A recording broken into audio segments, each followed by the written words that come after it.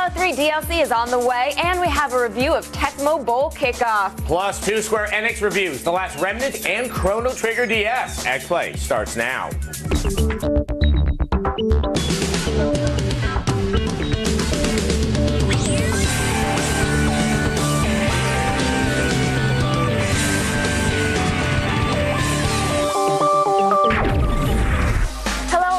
X-Play, brought to you by Haterade. I'm Morgan Webb. And I'm Adam Sessa. We're coming to you from the G4 Studios in Los Angeles on Tuesday, November 25th. Coming up, we go all access with Lips, Microsoft's attempt to muscle in on the karaoke scene for those who drink at home. Then, Pro Gamer T-Squared has all the tips that will get you to the top of the leaderboard in Halo 3's Guardian map. But first, let's send it over to Blair Herter because he's got all the day's top headlines in our gaming update.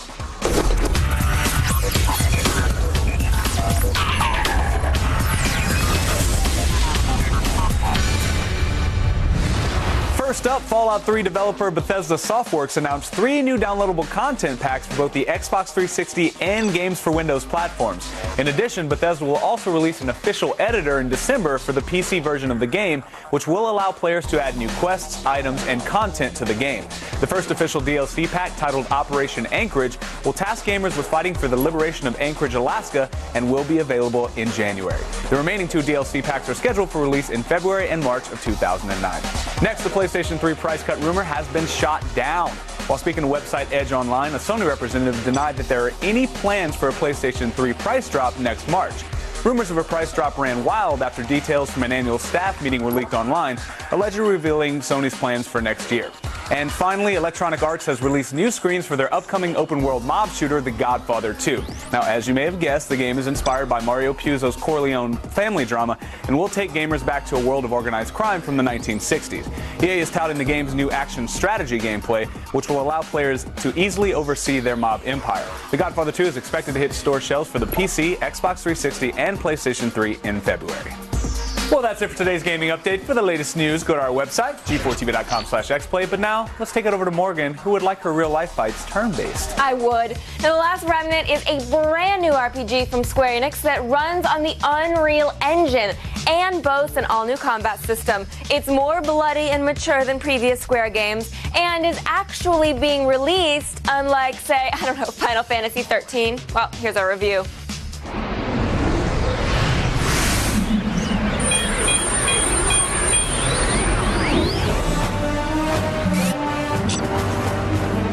Square Enix started with a simple goal: use the Unreal Engine to make an RPG that would resonate with American audiences. The result is this, The Last Remnant. It begins as stories often do. A little girl is kidnapped. Let me go! And an entire kingdom decides, for whatever reason, to help retrieve her. I shall accompany you to Athens. Huh? What follows is an exercise in ho-hum storytelling, cookie-cutter characters, and load screens. Good God, the load screens. You'll find one after everything, including dropped right into the middle of cutscenes. Unfortunately, on the other side of the coin are cutscenes that remain uninterrupted and go on forever. Remnants are nothing more than evil charms! Terrible disaster awaits! Men are meant to work hard!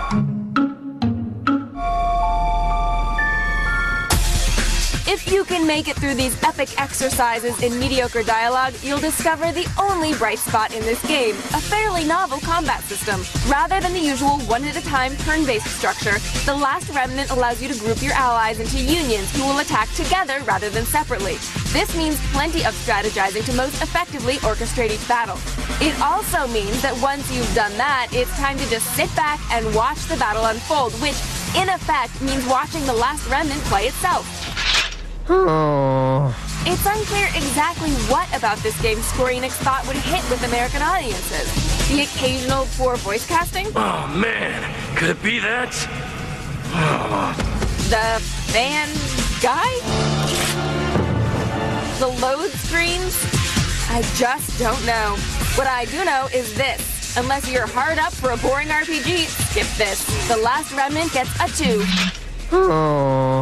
Out of 5. Oh well. With modern caffeine delivery systems, who has the need for sleep anymore? And with all the great games out right now, you shouldn't be sleeping anyway. So, when twilight comes to the Sessler household, I like to pop in Resistance 2. It's guaranteed to keep you up all night.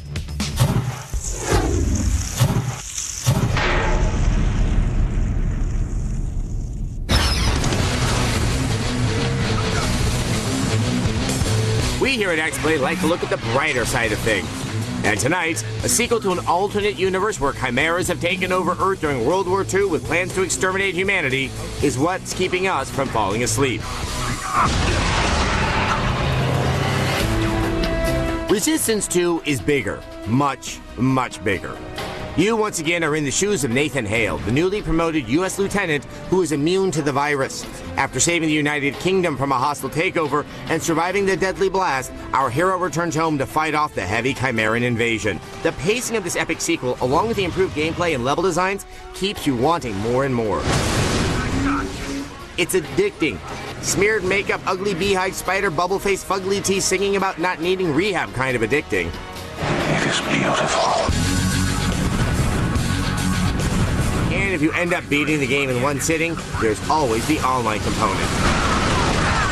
Resistance 2 allows up to 8 players to team up online in an intense co-op mode that features maps from the first game as well.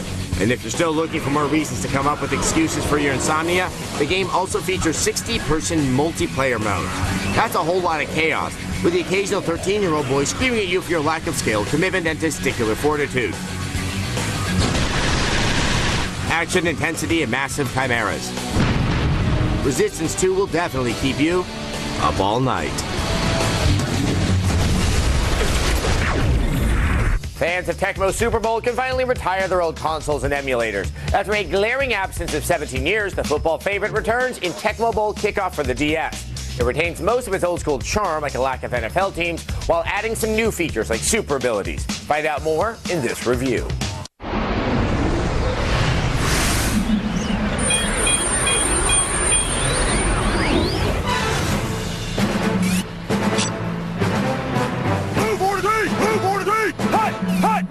The soothing calls of a two-dimensional Tecmo Bowl quarterback.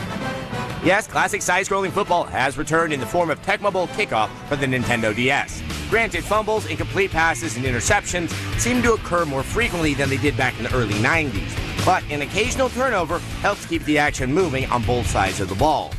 Touchdown! You get to choose from 32 fictional teams, including the Indianapolis Narwhals, the Phoenix Horned Toads, and the Los Angeles Supercocks. No good! Thankfully, Tecmo has included a new team editor where you can customize your team's playbook, logo, color scheme, and player stats. Newly added special abilities like the Rocket Arm are a welcome addition and can easily become game changers late in the fourth quarter. Those looking for something a little different can try using the DS stylus to call plays, control the quarterback, or to quickly choose an eligible receiver. Best of all, the game supports wireless multiplayer and Nintendo's Wi-Fi connection, giving you the option to play with friends from down the hall or across the country. Make no mistake, Tecmo Bowl Kickoff is a 2D throwback to the old school days of Hail Marys and 60-yard field goals. Touchdown! A 4 out of 5. Gears of War 2's Horde mode could be our favorite part of the game. It's very likely. It's a test of skill and endurance. Yeah, if you look at the leaderboards for Jacinto, you might see some familiar names at the top. Yes, that's our own Mr. Shark and his team, the Hollywood Angels. They managed to grab the top 5 spots on the Jacinto leaderboard by a 100,000-point margin. We're bragging, That's maybe a lot. Just a little bit. It is a lot. Yeah. Okay, we're putting this out there, so I'm sure some of them out there are going to assemble a team of their own to try and take them down. Now, considering that this score took 8 hours of straight gameplay and numerous days of strategy and planning, maybe we shouldn't have said anything. Yeah, we like to bring a challenge to them. Yes. Now, I want to bring up the avatars of these guys on the new NXT. Okay, look at that. I think the second one from the left, that one's there is Mr. Shark. Yeah, with the little pointy hair and the money symbol around his neck. Yeah, that's Mr. Shark. Look, it's Bowser from Sha-Na-Na. He's right there, too. Yeah, they don't really look that intimidating, do they? No. But apparently they kick some ass. I don't know. Yeah. Anyway, there's more X-Play on the way. Don't move. Coming up on X-Play, T-Squared is back to help you stay alive on Guardian. Be here to get the tips that will take you to the top of the Halo 3 leaderboards. Then one of our favorite RPGs of all time returns and is on the DS. Don't miss our review of Chrono Trigger. Plus, we go all access with Lips, the new game that turns your living room into a karaoke bar, minus the drunk jerk that wants to sing Gloria Gaynor. It's all up after this. Don't move. Yeah. G4 X-Play.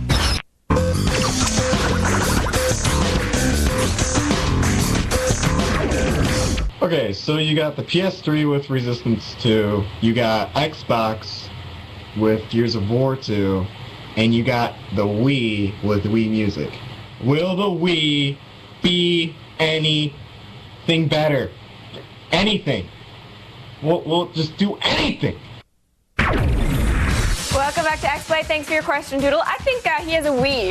I think he has a Wii. And I think he doesn't know what he's going to do with it. Yeah, hey, you know what? Really get into collecting dust. I have various types of dust, and I take them off my Wii, and I'm really proud of all that stuff. Also, if you saved the box, you could wrap it up and give it to your parents for Christmas. Ah, that's a very good idea. Yeah, If parents love boxes, they put it over their head, and they say, look, I'm a soldier. I think the thing is that the Wii is showing itself to not be a hardcore console. No. They've got Wii Music, which is not really a game so much as an experience. No, and then there's Animal Crossing, which is supposed to be the answer for the hardcore base. Which, Well, and I actually have liked Animal Crossing in the past. but it's Animal Crossing with other games that usually come out in that year. I don't know. Anyway. Sorry, Doodle. Sorry, Doodle. Like that name, though. In the world of Halo, there's one simple rule. Frag or be teabagged. Pro gamer T-Squared is back to help you survive on one of Halo 3's most unpredictable maps, Guardian. You know, the one where you keep on getting drilled with the gravity hammer?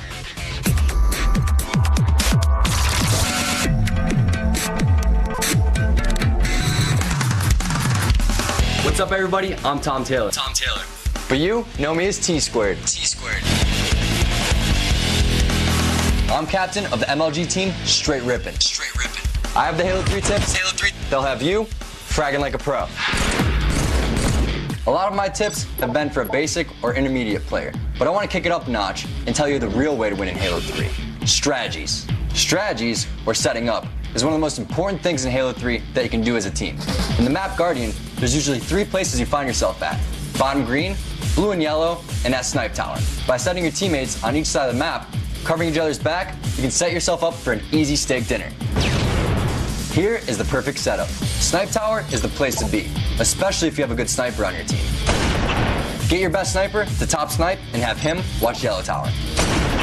Most players on the other team will be popping their heads out, and it makes for easy pickings. This will be the guy racking up most of the kills for your team, so make sure he's a good slayer.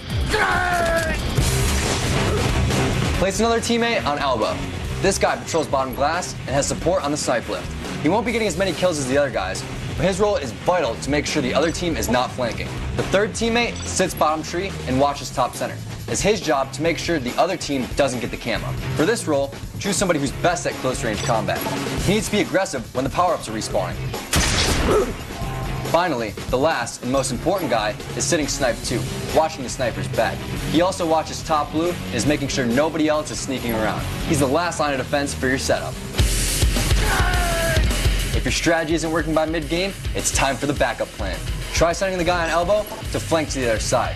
He won't be able to watch under glass, so it puts a little more pressure on your teammates. But it puts even more pressure on the other team. If you practice this Slayer strategy and master it, you'll be on your way to a 50 in no time. See? It's easy as 1, 2, 50. All right, the last time we saw Chrono Trigger on a Nintendo system, it was 1995, and our controllers were securely connected by wires to the Super Nintendo. Well, now you can relive the magic on your DS, and this time Square Enix is sweetening the deal by throwing in 2 brand new dungeons. Find out if it surpasses the original in this review.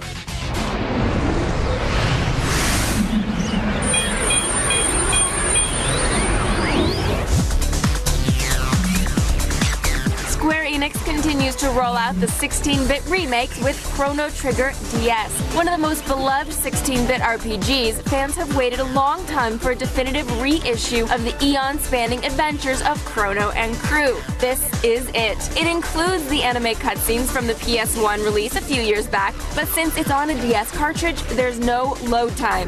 It has 2 new dungeons, 1 new ending, a revamped translation, and a monster collecting / breeding Pokemon type minigame, because it's an RPG and they all have those now. As before, Chrono Trigger tells the story of a silent protagonist, Chrono, and his friends who get sucked into a world-saving adventure that spans all of time. An excellent sense of pacing that is lacking even in today's RPGs helps it hold up surprisingly well.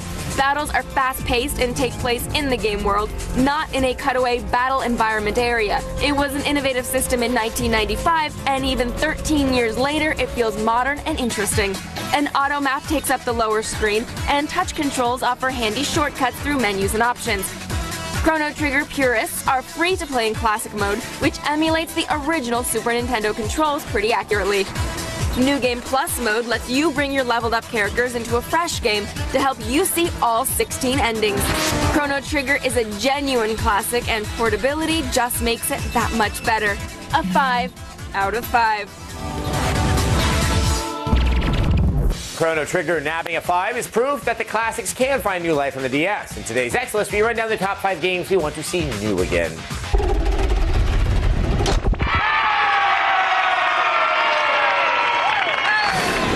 Coming in at number 5 is Gunstar Heroes. 2 screens of side-scrolling shoot-'em-up mayhem, 2 times to epilepsy. Number 4 is Mega Man 7. We've had enough of the card-playing RPG Zerker nonsense, thank you. Coming in at 3 is Uniracers. This hardcore unicycle racer was developed by DMA Design, who later became Rockstar North. I guess if I spent a year making that game, I'd probably go off and make Manhunt too. Number 2 is Soul Blazer. This RPG for the Super Nintendo hasn't been exploited, remade, or sold digitally. What gives you? Next, this is your bread and butter. But the number 1 remake we'd like to see is Secret of Mana. Yes, another RPG from Square, adds some touchscreen controls, and you've got another $40 of our money. All right, we have to take a quick break. But when Next Play returns, we'll go all access with the karaoke game, Lips.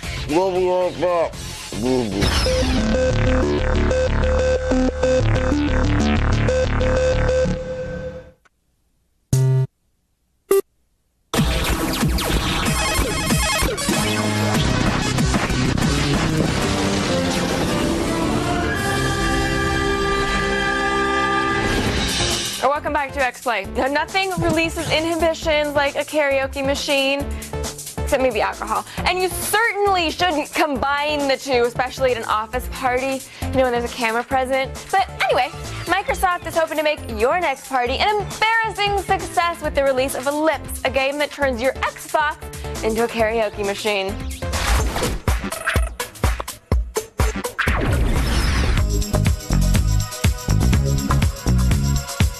One of the things that I knew as a game designer that I wanted to do is make sure that you know, when you're holding parties, that you can use this game as just a great party device to make sure that your party's always raging. We actually also have these things called party games, and these party games are kind of a game within a game. We have 3 at launch that are coming out. One is called Vocal Fighters. This is a competitive game. It's kind of like a little bit of a boxing match. The second one is a cooperative game called Kiss. So it's just what, as the name implies, it's 2 characters that are trying to actually kiss. And we also have a time-based game called Time Bomb. Lips will arrive packaged with 40 tracks from various genres, complete with their original music videos. But should you find this artistically limiting, Lips has an option to leave the playlist up to you. We have this functionality that basically will allow users that have devices, be it a Zune or iPod, or it works with a whole variety of actually devices. All you have to do is just connect it in. You register the song that you want to sing with, and we score you with these songs. It's basically the same exact scoring engine as with the content that we put on the disc, but it works with your own music. If you plan on playing Lips, better make sure your pipes are in top condition, because this game is made to pick up more than just words and pitch. we can pick up a lot of the nuances that a lot of other games might not be able to pick up. So we're doing the standard things like pitch and rhythm, but in addition to those two, we're actually doing, for example, vibrato detection. We're doing phoning detection. So, you know, you can hum the song and you'll still get your points, but if you're actually singing the lyrics, you'll get more points. Lips for the 360 is available now, right in time for your awkward holiday work party. Tomorrow on X-Play, we'll go on location with Xbox Live horror short director David Slade and find out what went into making his film Meat Dog, What's for Dinner. Then, Games for Cheap Bastards prepares you for the biggest shopping day of the year. We'll tell you the best deals in gaming for Black Friday, and we get a little hair in our mini games when we review Rayman Raving Rabbids TV Party for the Wii. Plus, we'll tell you the winners of the Thanksgiving weekend Gridiron games thanks to the magic of Madden. Don't miss the game before the games. It all starts at 8. Be here.